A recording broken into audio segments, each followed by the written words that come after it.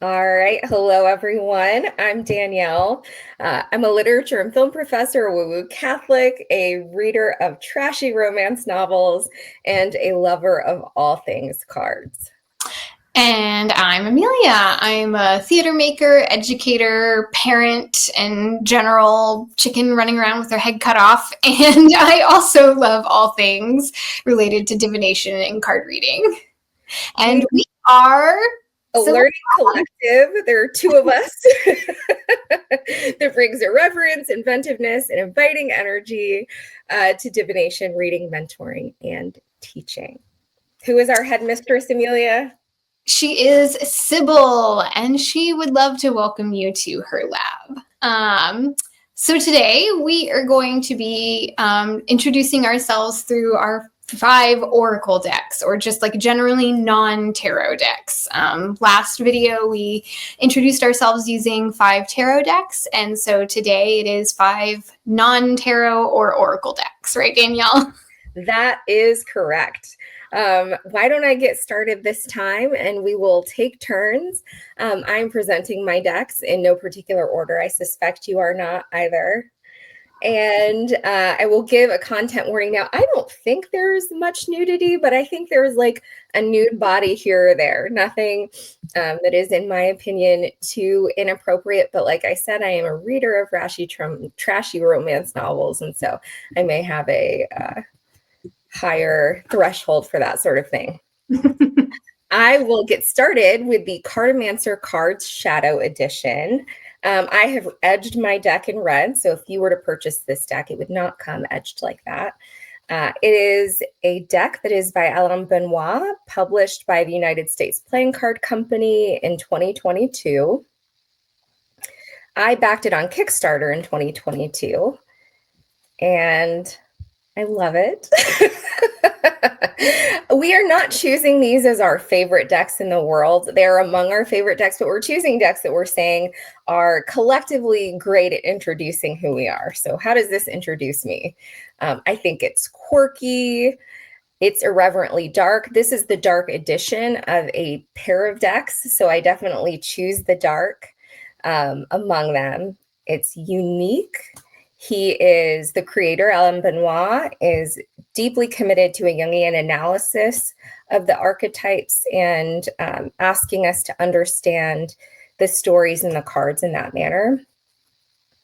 The numerology that he uses, so the progression of ace to 10, and the assignments of elements to each of the suits is highly logical. So aces all mean one thing to him, twos all mean one thing, and then that number combined with the element or energy of the suit is how he develops meanings in the little white book. And it's a short little white book, but extremely descriptive.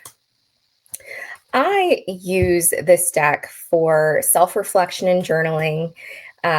This is one of those decks, I can be a moody lady. I think I'm delightful all the time. Every once in a while, I do get in a mood.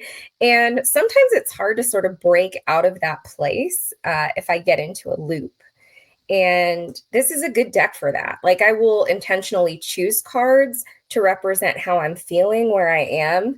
And choose cards to represent how I want to be feeling, and use the cards to kind of play around and figure out how to bridge those two places. I've chosen this card, Pain, more than once to reflect a sort of darker place that I'm in. So maybe that's why I like the dark edition. I think it leans into those challenging places a little bit more. It appears to be, so we are going to share where you can find them as well. We're not here to tell people to buy these decks, but we think they're wonderful. And if you're interested in purchasing them, we want to provide that information. So this deck is out of print on the Creator Shop. However, on the last I checked, on sites like Rare Playing Cards and a few other sites, it is still available for purchase, and not at out of print prices. I think we're talking like $19.99 or something like that. But it is one of those decks that if you're looking for it, it's going to be out of print sooner rather than later. Yeah. What is your first deck, Amelia? Well, I mean, I guess I'll jump into my version of the Cartomancer. What happened? I have the light version.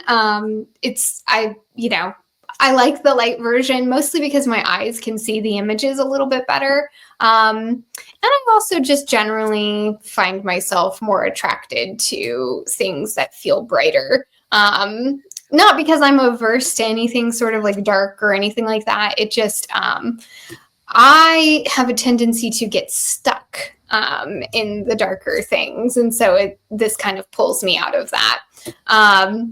But I got mine in sometime spring of 2023. I can't remember exactly. And I use mine. I use it for journaling a lot. I use it like one would use more of like a fortune telling style deck, like Lenormand or even playing cards. Well, it is a playing card deck. Yeah, I mean, I come to it with questions about my everyday life. I find that it kind of blurs those lines a little bit between the more like mundane and practical things and the like, how does the psyche play into my resistance to doing the dishes? You know, and so I like it for that. If I'm having a hard time or if I'm feeling stuck with either going to pip decks in tarot or even some of the other types of, you know, non-tarot decks that I'll talk about today, this is the next thing that I would go to for answers specifically. But yeah, it's a favorite of mine, not necessarily picked because it is a favorite of mine, but it is definitely an oracle deck that I use a lot. And also one that I speaks to the part of me that needs a little bit of fortune telling, even when I'm doing something a bit more psychological or, you know, emotional, if that makes sense. Absolutely. This is a funny story about that deck. So the light edition was published before he republished both of them. And I think that was in 2020, and it was out of print rather quickly. So I really wanted the light edition and couldn't find it anywhere. And all he had left were sheets. You know how sometimes you can buy like a sheet of like the big uncut sheet? Yeah. An uncut sheet. So I bought it and cut it up. So my first copy of that deck is my hand cut Cartomancer cards in the light edition. But I love that deck. You know, like Blood, Sweat, and Tears, The Hunt, my scissors went into that deck.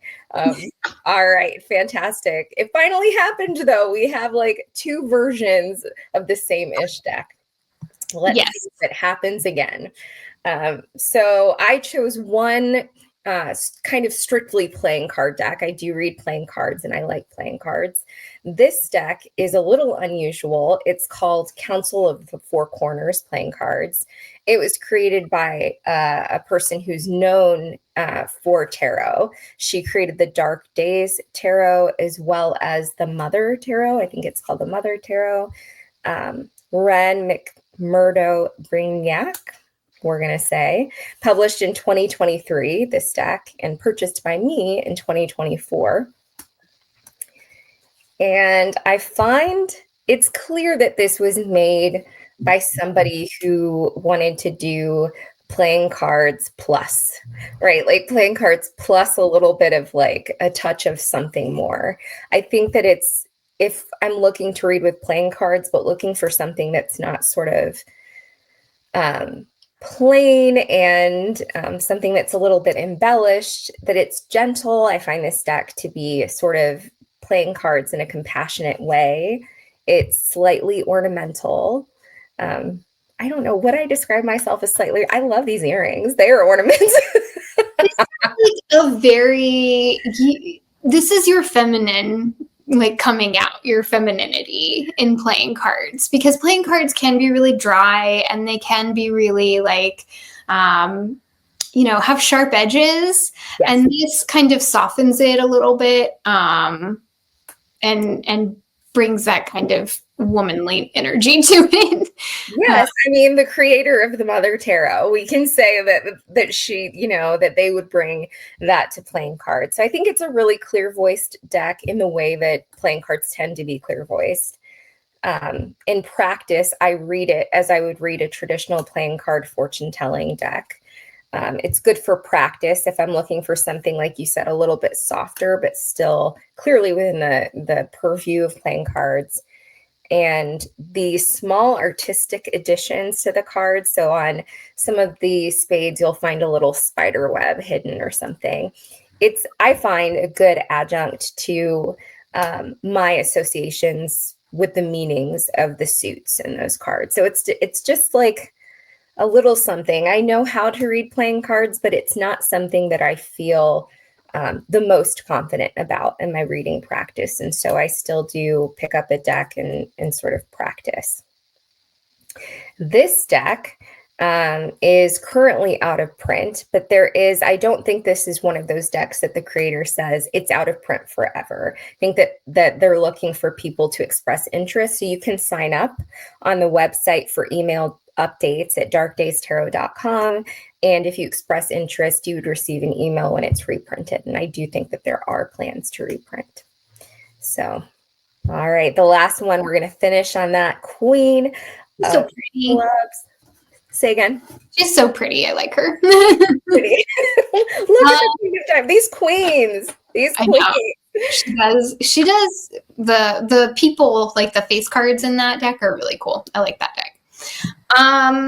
Okay, I think I'm going to talk about Lenormand. So this is more about system than it is specific decks, but this is my favorite. This is the Piatnik version. It's like you can find it for $5 on Amazon. The reason I like this version is because it's so clear, like what you're looking at in the image. And that's the thing with Lenormand, is you want to be able to look at it and know that's the ship. You know, that's the snake, and that's the whip. So I think, for me at least, this is a version that is very clear. I don't have very many versions of Lenormand. I have just a handful of them because I'm really picky when it comes to which deck I'm going to bring in. Because again, that clarity is really important to me, and there are a lot out there that to me aren't clear. Like, I don't look at the image and immediately know what I'm looking at.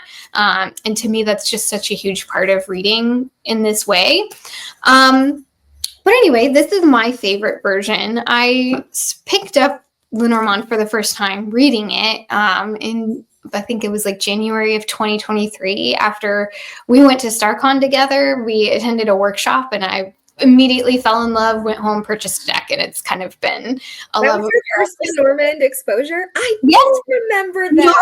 So I remember sitting, it was like the night before that workshop, and we were sitting in our hotel room together, and I was like, teach me how to do this. Yeah. And immediately, like as the cards were laid out, it was so intuitive.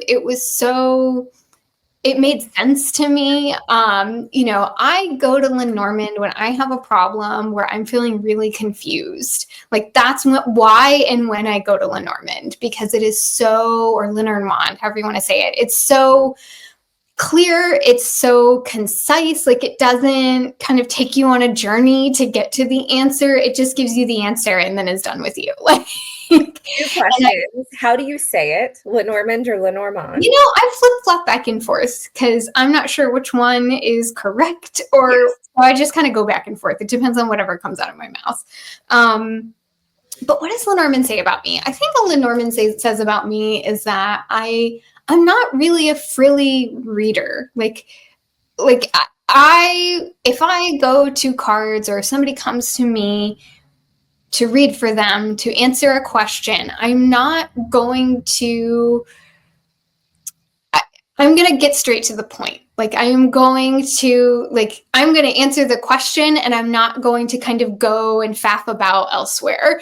Now the answer to the question could lead to some faffing about, but like, the first and foremost thing I'm going to be focused on for myself and others is answering a question. And I feel like that's what Lenormand does. It answers questions.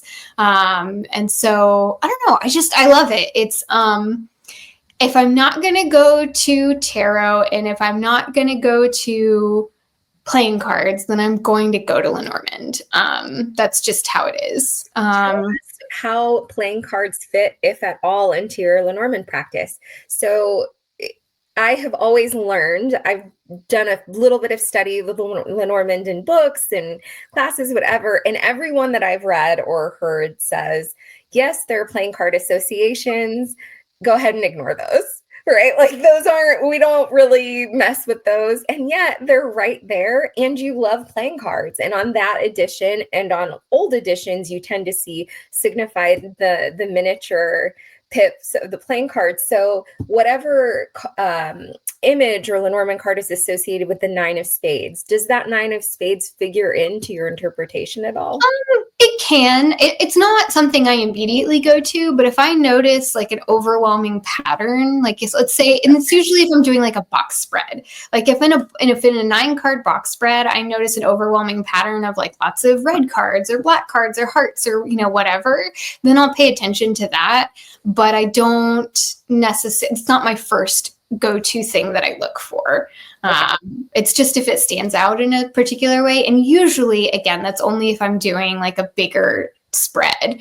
Obviously a grand tableau, there's not going to be a pattern because it's all, everything is out there. And I don't read those very often. I find that to just be an unnecessary amount of information. I've never read a grand tableau. Ever. That's so many cards. Where in my house?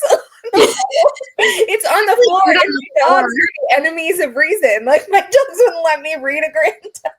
Yeah, I think to me it's just too much information. Like it's like I rarely find myself needing that much information, and it can muddy things a little bit. But there are some really excellent readers who like to use grand tableau, and they're fabulous with it. Maybe I'm just not there yet. Maybe it is my excuse that I don't have the room to read them, but I also don't have the room. It's a little bit of an excuse. I'd like to learn, but it is not like I would like to feel more confident about my Lenormand reading in general before I jump into reading all the cards at once. All right. Any final words about that deck? No. I say if you're going to start reading Lenormand, that's the place to start, is go on Amazon, buy yourself a $5 Piatnik deck. And I think my first was the Bluebird Lenormand, which is another like $9 deck on Amazon. And I loved it. I loved it. Yeah. All right. My next deck is Oracle de la Triade. This is an oracle. It's a French oracle. And although it's French language on the card, titles themselves, the little white book that comes with it does offer English language meanings, by which I mean like translations of the titles, as well as like 3 English language words associated with the meaning of the card. But I think that it's pretty intuitive and direct. Port, door, even if we didn't know what that word meant in French, I think we could sort of infer what is being offered and imprinted by the card. Well, and there's some play there between like portal versus door. Like, yeah, it's fun. I love it. This is made by Dominique Duplat, the artist. Ganges or Gange Press, and originally published in 1998. I have the second edition of this deck. It's 57 cards, which I don't know why I love that bizarre number. Like, why 57? Why not 55? Why not 60? It feels very intentional and magical, probably for no reason. I'm like, is that even divisible by anything? I'm pretty sure that's a prime number. I don't know. So, although I'm not a mathematician. I purchased this deck in 2021 from Amazon France. And it's one of the few decks, actually, I was going to mention this in practice, but that I use numerology as a total adjunct to the reading. So choice here, I'm going to use the image, the title, what I can interpret from that calligraphy, but also the number 22. I would reduce to 4 and see what sense I could make of that as an addition. I don't know why I do that with this deck and not others. Maybe it's because 57 feels like such an intentional, invitation of numerology into the language of the deck. Like, look at this card.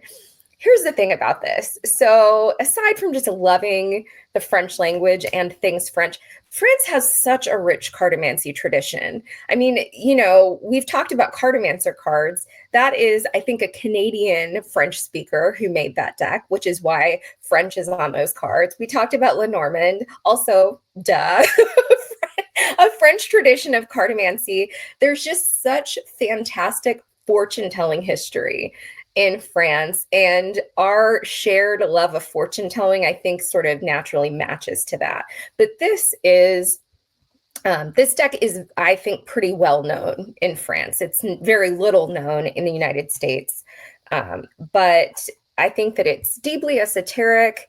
It really, at least for me, why isn't this something, requires a surrender to the subconscious totally. I love a deck that will be like, red was used by the artist to mean this, and let's look the bite in the apple. This is not available to me. I think there's one, and I have it, French language full book. I have not sat down. I couldn't, sit down and take my time reading that in the very sort of elementary way that I can read the French language, but I'd rather just see how the symbols speak to me and see, look at this.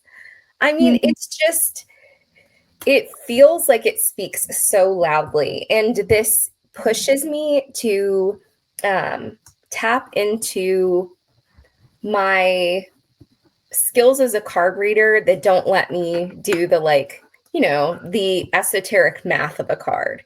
In Thoth, there are 5 different books that can tell me the meaning of like a period next to a word. Like, this is not that. This is like, what does a card titled Soul that is number 48 and looks like this, how does it speak to you? In practice, so usually I will use, if I'm not reading something cartomanically, by which I mean, like, if I'm not reading something like a sentence. So Lenormand, I read like a sentence, right? Like, those are words. It's a language. It's a linguistic practice in the way that I feel it. Otherwise, I tend to use oracle cards as clarifiers in tarot. And those of us who read with oracle and tarot tend to know what that means, right? We do a tarot reading. This is a little extra if we need help clearing up what like the 10 of Swords means in this context. However, I feel like Oracle de la Triade is not here for that. Like, this deck is not, it will not serve a tarot deck. So this is a deck actually that I would pull this, and I've pulled this card before for journaling. I would journal for 20 minutes about it and pull some tarot cards to clarify how to think more deeply about what that blue is doing. Or, in this card, illusion, what is that mask? How does that mask interact with the purple? And, what does the 10 of Swords say to that? So it is very much a journaling deck. It's also a deck that, like I said, asked me to practice those numerology skills. And I haven't done this yet, but it is a deck that I would like to bring in to my woo-woo past life, like that kind of work, the wisdom work. Rachel Pollack calls those wisdom readings. Like, so, pulling a couple cards and saying, who is God? Or, what is the meaning of human history? Like, this deck is ready to participate in those conversations, in my humble opinion. I think Lenormand would say, I don't faff about with that. I think Oracle de la Triade is I would use Lenormand to answer a question like that. Like, I love kind of forcing things into, I don't know.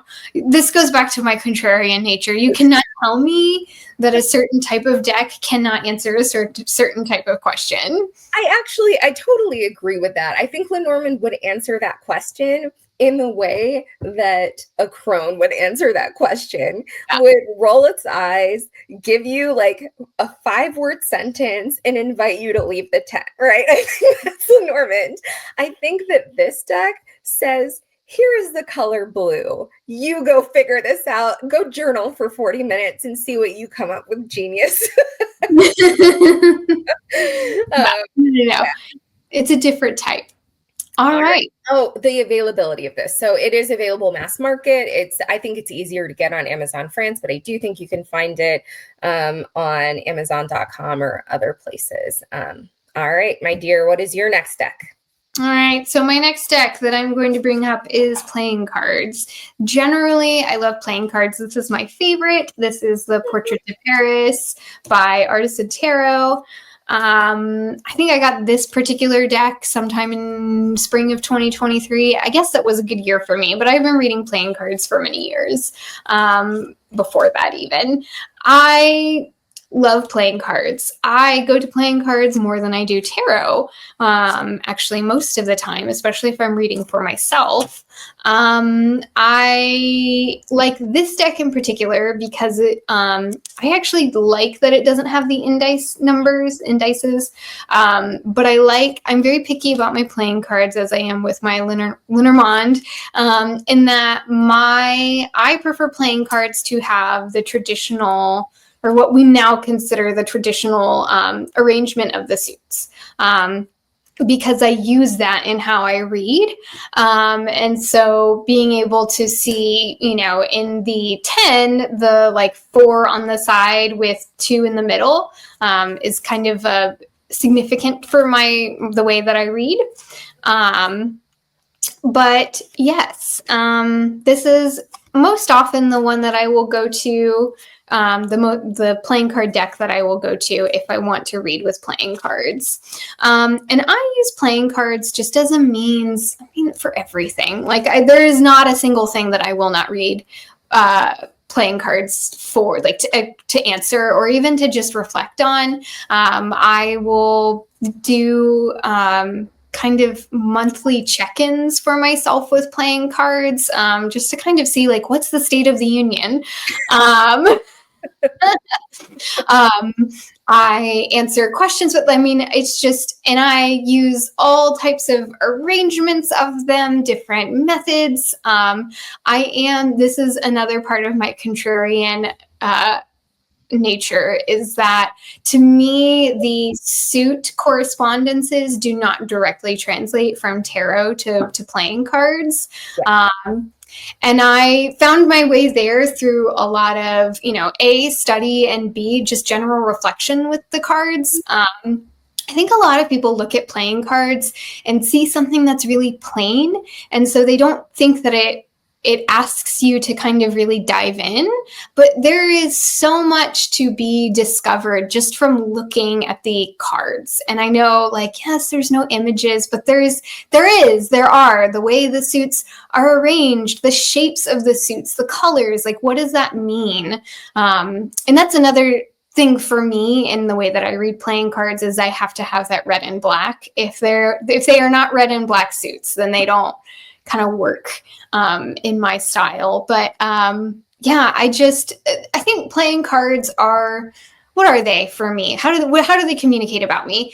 There's something no fuss about them. You can go to any store that sells items and find a deck of playing cards. They don't require a lot of there's a democratization about playing cards. Like, everybody has access to a deck. You don't have to go to a special store to get them. The way that I kind of backed myself into playing cards, I really don't even think you need to have an understanding of deep esoteric wisdom to understand how to read them. They are not precious. Like, you can throw them down on a sticky table and it's not going to be a big deal because that deck is going to be out of print or anything like that. There's just, there's an accessibility to them that I really like. And they are, I don't know, they're their own thing. And I like that. And I prefer to keep them as their own thing. That's separate from tarot or pips or anything like that. I think, they are their own system, and it's one that's worth doing the work to really get to know beyond, suit association and number. I think there's a lot to be done with them. Which in that particular deck, the court cards have the traditional associations with the named historical figures, right? So like, mm-hmm. I don't know, is David like the king of diamonds or something? Rachel is the queen, yeah. Into anything for you? Like, how does that work for you, if any way? No, I don't pay attention to it. I don't know why. I think that playing cards work without any of that. Like, I think in part what you've described is playing cards as being a really direct and simple tradition. So I don't know that you need to layer the biblical story of Rachel onto that. I was just wondering if with that particular deck, with it right there, if that. No, and I think that's why I struggle with playing cards that tend to get really ornamental or to like start adding imagery to that. Like because when I want to read playing cards, it's because I want something that is so pared back. Even with like TDM, like there's a lot going on there, and playing cards are just, there's a clarity. I mean, again, I think I just always I am a person who has like 50 tabs open in my head at any given time, often more. And so for me, when I want to read for myself, I want to sink into something that's really simple and clear and can give my brain that space that it really needs. And so that's why I tend to kind of veer more towards these traditions. I also think like with playing cards, there's something really universal about it. Like we all look at a heart and we know what a heart is, you know? And so I think if we kind of let ourselves let go of all of that kind of, so especially if you're coming from tarot into playing cards, if you can let yourself like let go of all of the esoteric knowledge and just think about like universal symbology and like archetypal wisdom, like it's all there if we let ourselves kind of sink into it. But this also isn't my like self or playing cards, but I could talk all day long about that. I love it. Well, it's helpful to know. It sounds in part as if you're explaining why the system itself helps introduce Amelia, and that makes sense. Yeah, because I think that is me. That's how I like to read. I don't know. Anyway, there we go. That's me. All right. My next deck is a combination of 3 decks. It's Oracle of Oddities. I would not do the cheat combining 3 decks, but I combined the 3 decks when I bought them years ago, and I couldn't take them apart if I. At this point, do you even know what the different? Yeah. Okay. They're all they're the same backs and the same style. So I don't know which one. I couldn't even name what the 3 different editions are. Like I bought them all at the same time. There are 90 cards total. And they were made by Claire Goodchild, the creator of the Antique Anatomy and the Memento Mori Oracle. And Memento Mori, I also have that. I know that a lot of people, if you like this deck, it's not currently in print. You should check the store, the creator's store, Black and the Moon. I believe that Claire has spoken about reprinting this deck, 1 or more editions of it. But if you like it, but it's not available, Memento Mori, I think, would satisfy that same itch. It would scratch that itch. This is self-published. I don't know what year this came out. Look at that anger card. So the part of me that loves a good dark image is like, yes, thank you, ma'am. That is there for sure. It is absolutely there. I purchased this deck in 2020, the 3 decks, and combined them at that time. The only cards that I haven't included with the 3, one of the extensions had the 7 chakras, and I was like, no, I don't think that fits for me. Like it didn't really work with the cohesive language of the rest of the images. So I took those out, and otherwise all of them are here. And when I wrote down, so what are the intro qualities? How does this introduce me? I wrote simple. I don't know what this means, right? It feels a little, I think that there is a simplicity here. This is what I'll say. I think if I said I am angry, that's a pretty simple word. It's pretty distilled and descriptive. This as anger, I think captures the fullness of that word. So I think I am simple in my way, but that this deck, with its single word titles and its really robust imagery, sort of expresses like what a simple feeling means. And it's really curious and weird. And I love the historical gestures that all of Claire's decks kind of show, an incorporation of the old science textbooks So I love that.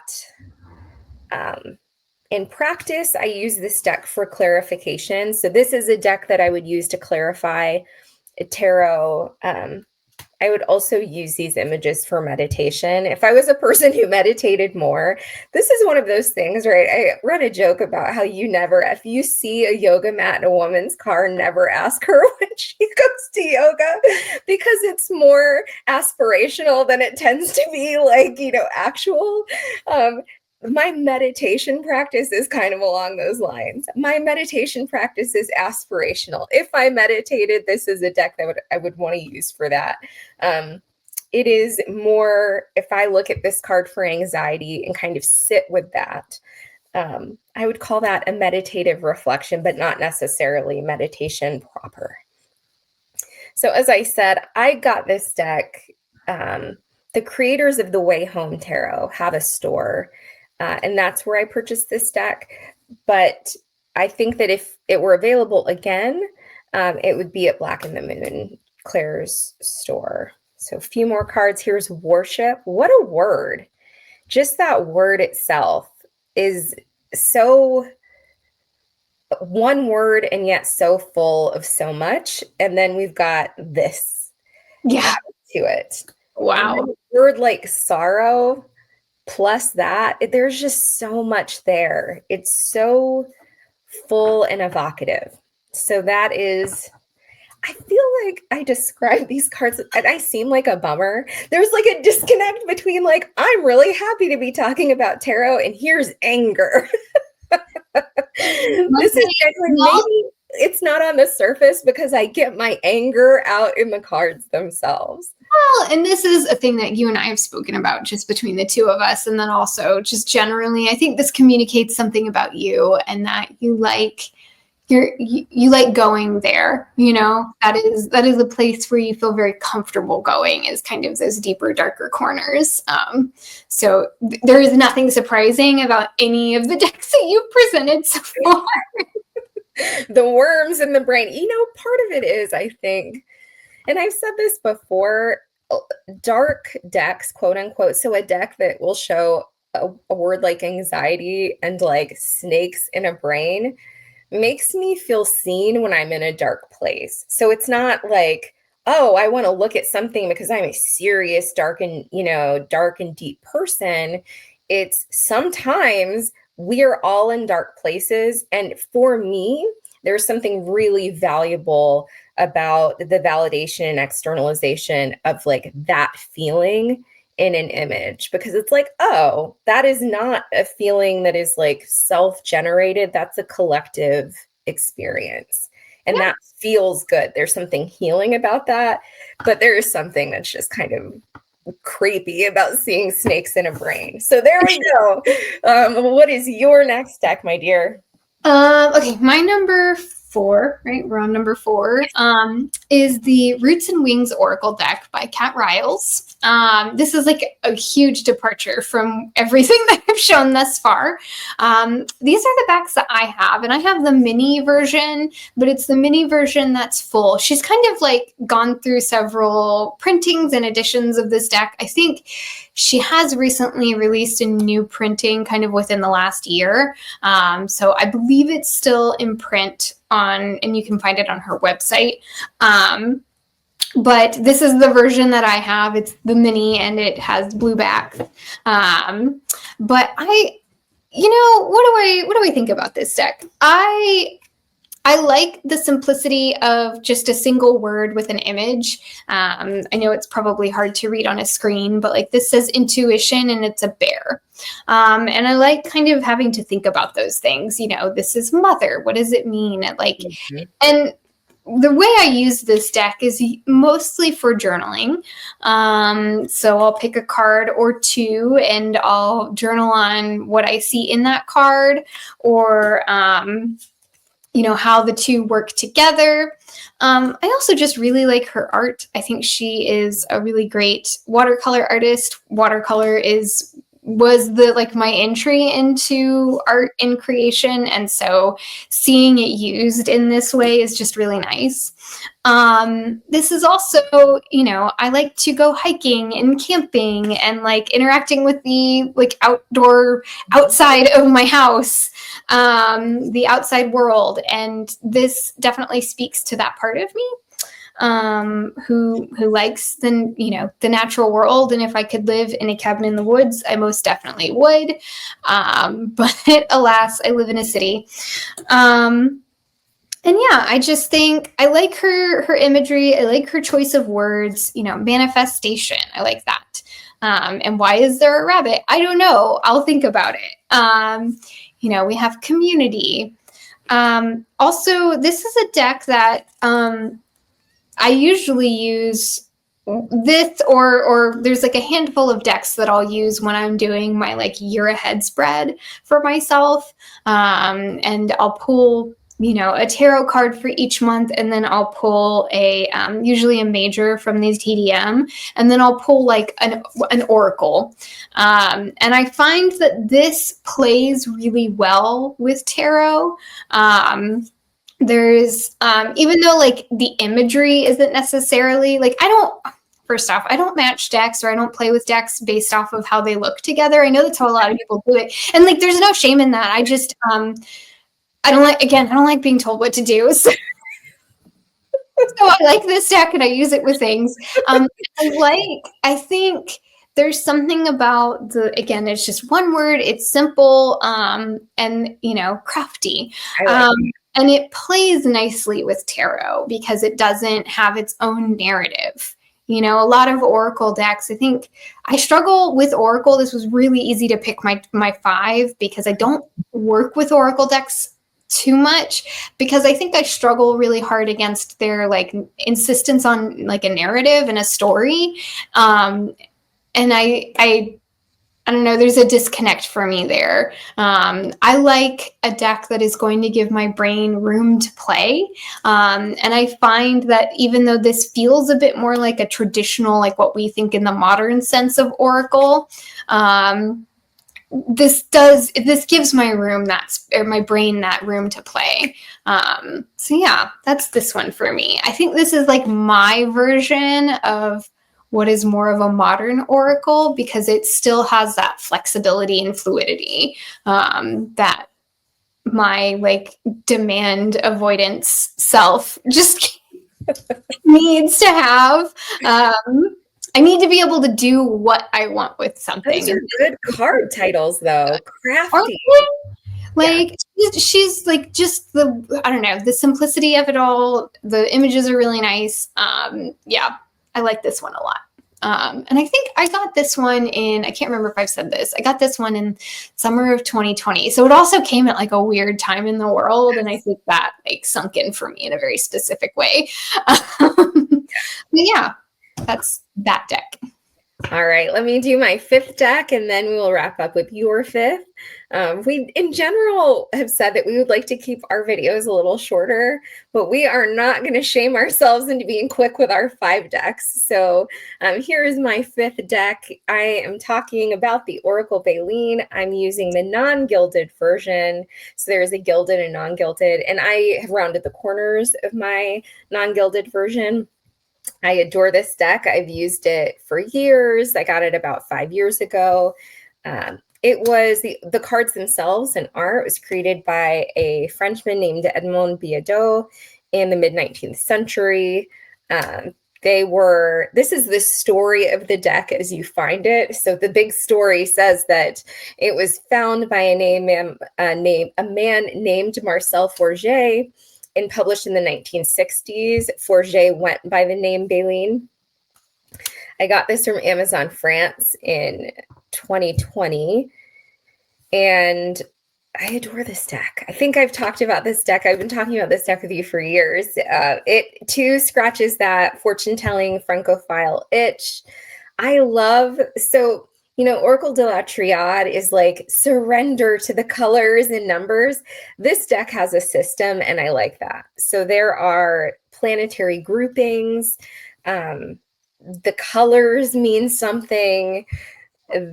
this deck, I think, really rewards intensive study. And, as a college teacher and a longtime college student, I love a good study deck. And I think it's really unlike anything else. And I like a unique thing. I like to think I'm a unique thing, right? I think that this is a deck that's really perfect as a cross between ask me a fortune-telling question,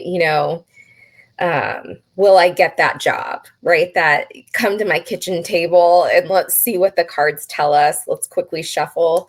And a deck that is made for wisdom questions as well, right? So what is the meaning of life kind of stuff.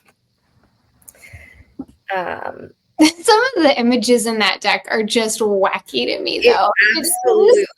Absolutely nutty. Like treachery and treason. It's a moon card. How does the fact that this is in the moon grouping sort of inform our reading of this evil looking cat? That was one that you finally convinced me to get. And I know you like it, don't you? Like you get I love it. I need to spend a lot more time with it, but I really like it. Yeah. It is a deck that I've used playing around with past life readings. I don't know what I think about how they work, but I do like playing with them. So this has something to say about past life.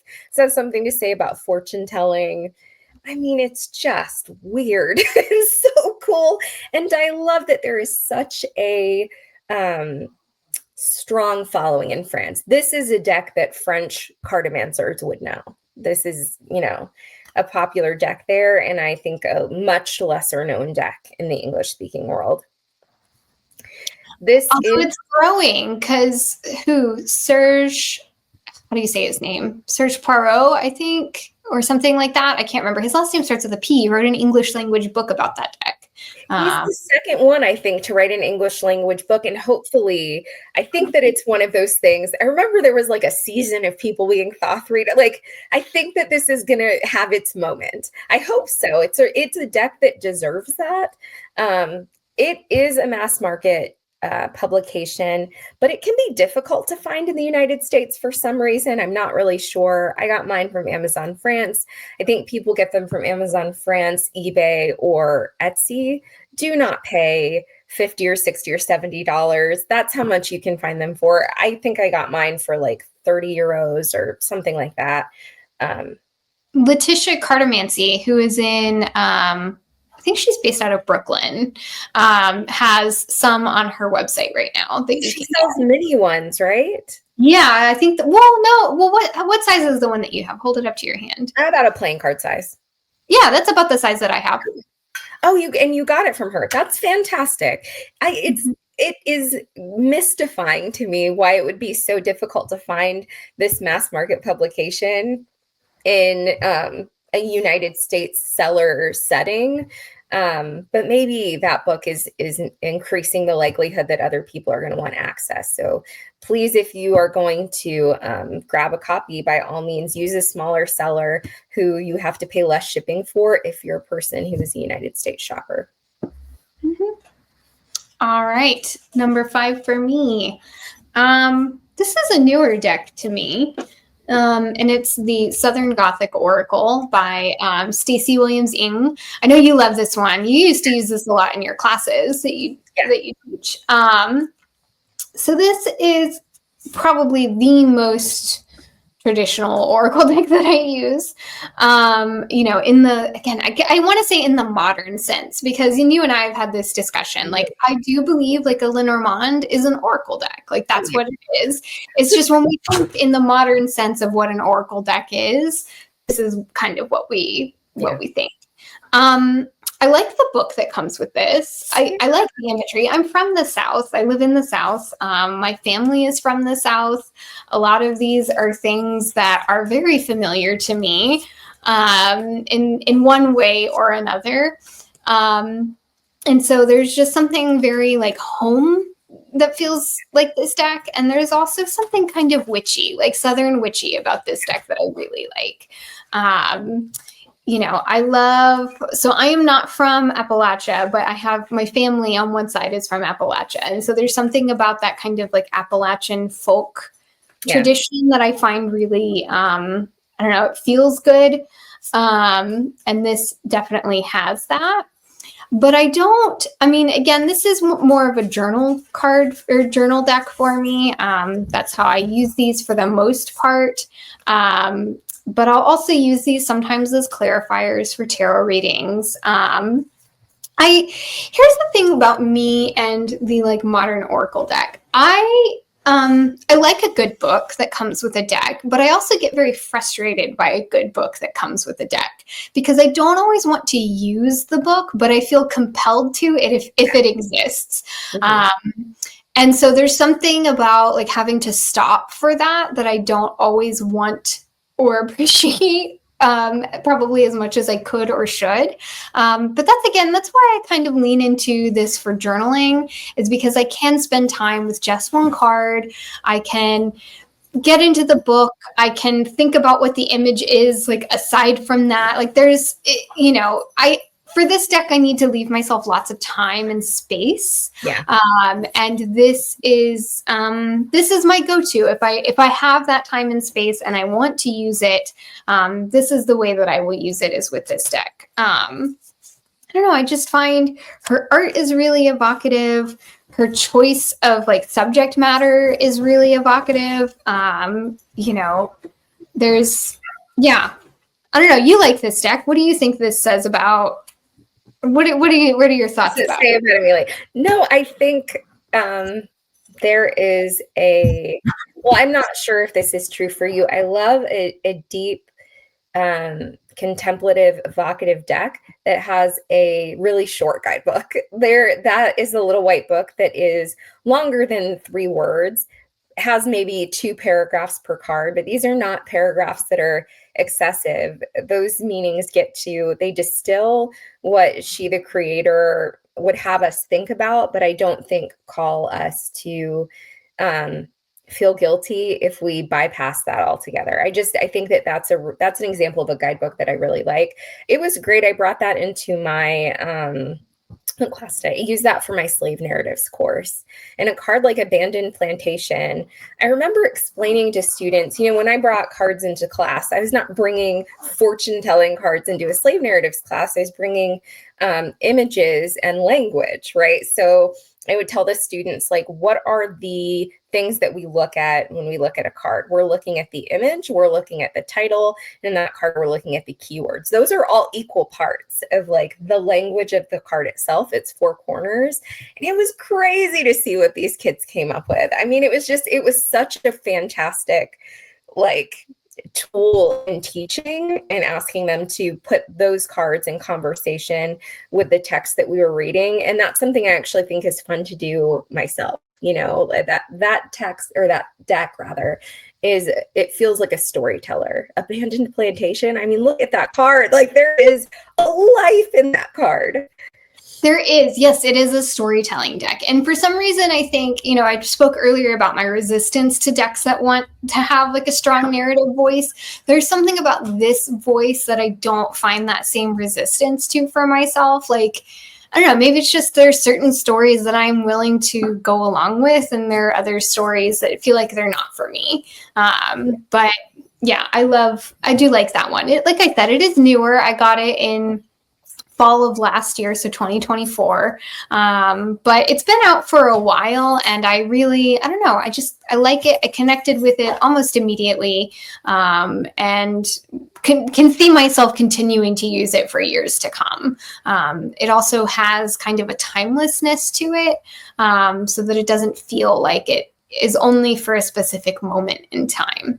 Did you get the extension? I think there's like an expansion pack of 10 Yeah, cards. the like graveyard one. I did not. I got this, and then I also at the same time pre-ordered the Rhythm and Blues Tarot, or the Rhythm and Soul, that one, the one about the music.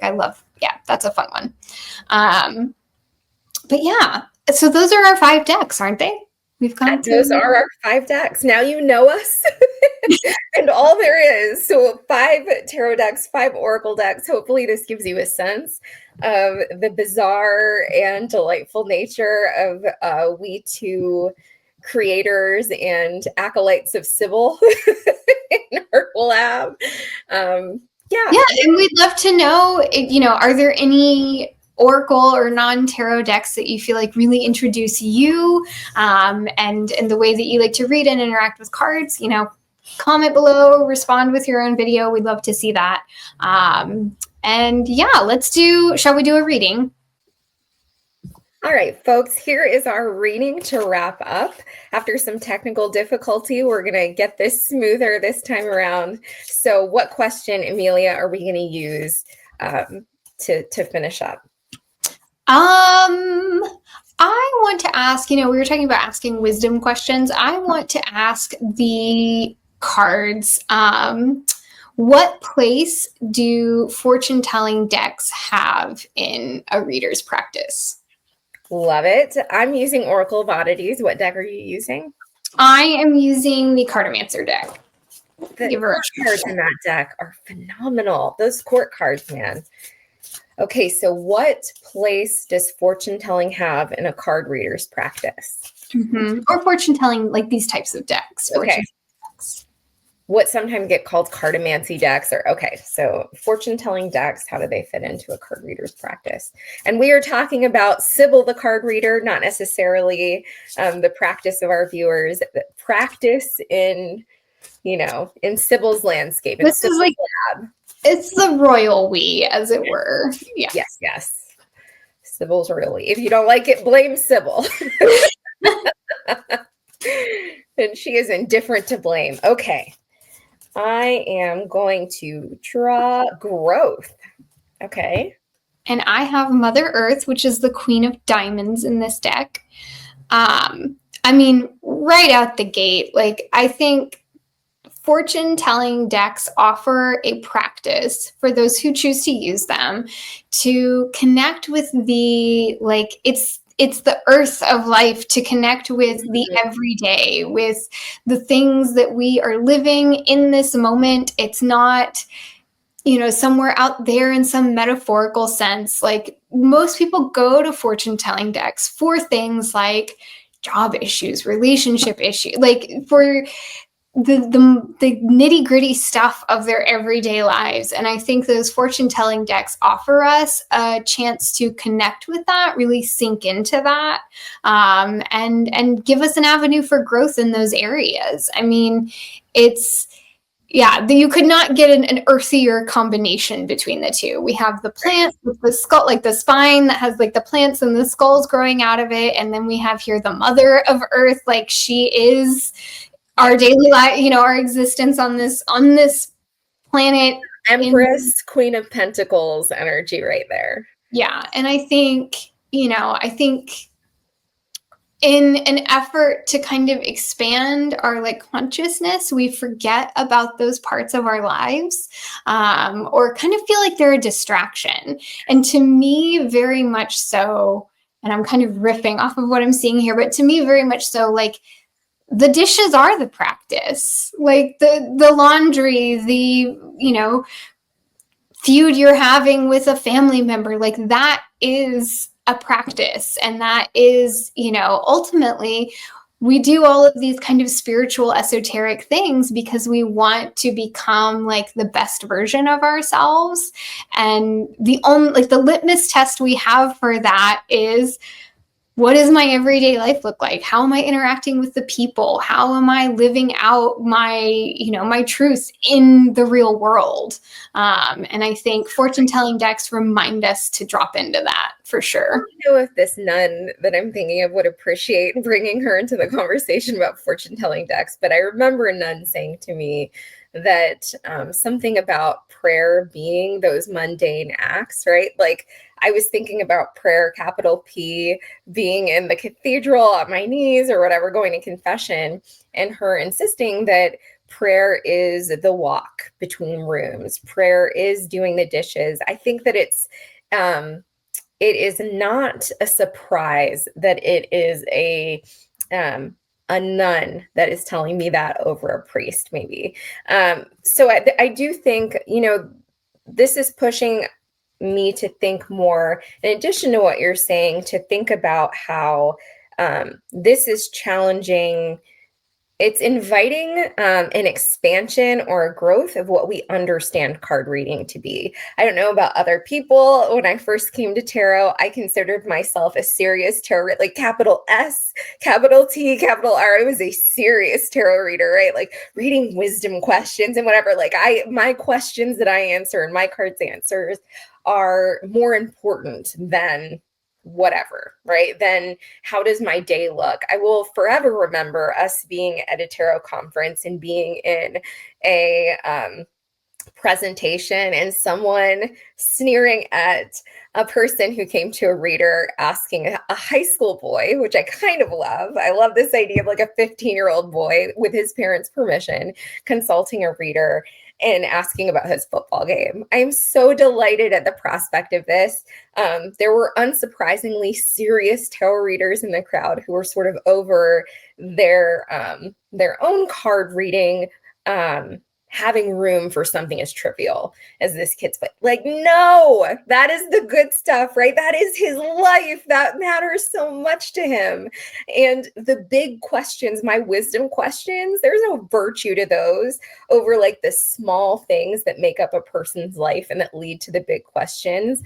I think that my own growth, so reading this is an expression of my own growth as a reader, has been understanding how these are all part of the same thing, right? Like the growth of a practice is an invitation, not necessarily if you're joining us that fortune telling is what fits into your practice. But I do think this is an invitation to think about how the spine that is card reading can be many things, whether for you it's fortune telling and serious tarot reading and whatever, or whether it is rune reading as it ties into that spine that extends also into a Thoth card practice or whatever. Like these are things that are of a kind, not always, but there is value and something really interesting and meaningful about thinking about them as branches of the same tree.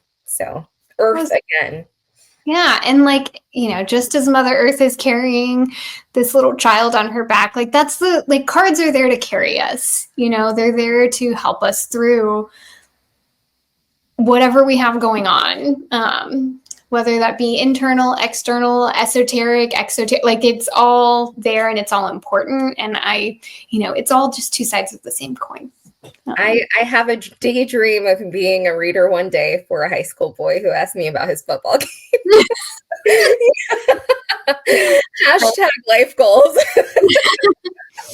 All right. Well, if people want to find us, we have all of our social media and website linked below. We are Sibyl's, SIBYLS lab.com or Sibyl's_lab on Instagram. We'd love to see you over there. And in the meantime, comment below what an oracle yourself. Yeah. Deck. And we are so excited to get to know you guys in the lab. So we will see you in the lab. All right. See y'all later.